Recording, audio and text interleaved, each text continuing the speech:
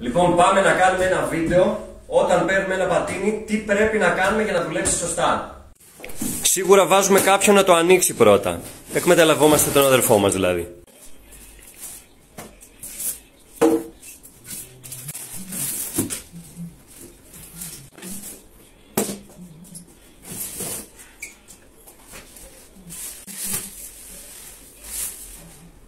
Και αφού λοιπόν το ανοίξουμε, ξεκινάμε να βιδώνουμε το τιμόνι. Έχει 4 βίδες, 2 πίσω και 2 μπροστά. Βγάζουμε το καλυματάκι από πάνω, ανοίγουμε το κουμπί και κάνει αυτόν τον ήχο. Αυτό σημαίνει ότι δεν έχει ενεργοποιηθεί το πατίνι. Πηγαίνουμε σε αυτήν εδώ την εφαρμογή, Xiaomi Home.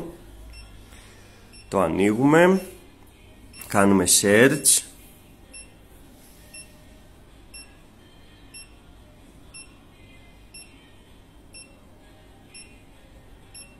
Το ψάχνει.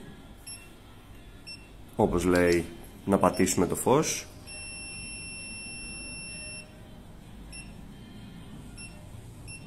Και αφού το βρίσκει, πατάμε done.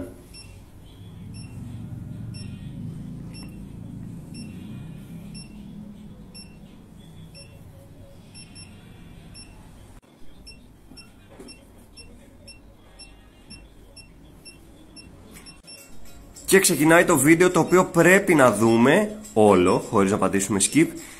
Αφού δούμε τους βασικούς κανόνες λειτουργίας του πατινιού, το πατίνι μετά θα ξεκλειδώσει.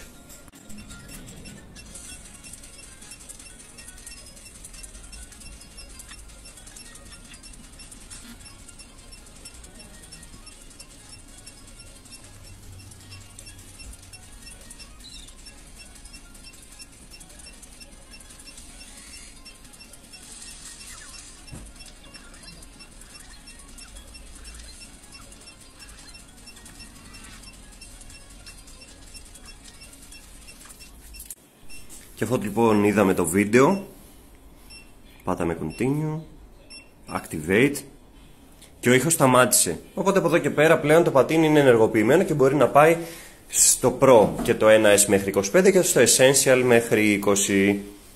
Αυτό ήταν το βίντεο, παιδιά. Από εδώ και πέρα ελέγχουμε πιέσεις στα λάστιχα και το πατίνι είναι έτοιμο για βόλτα.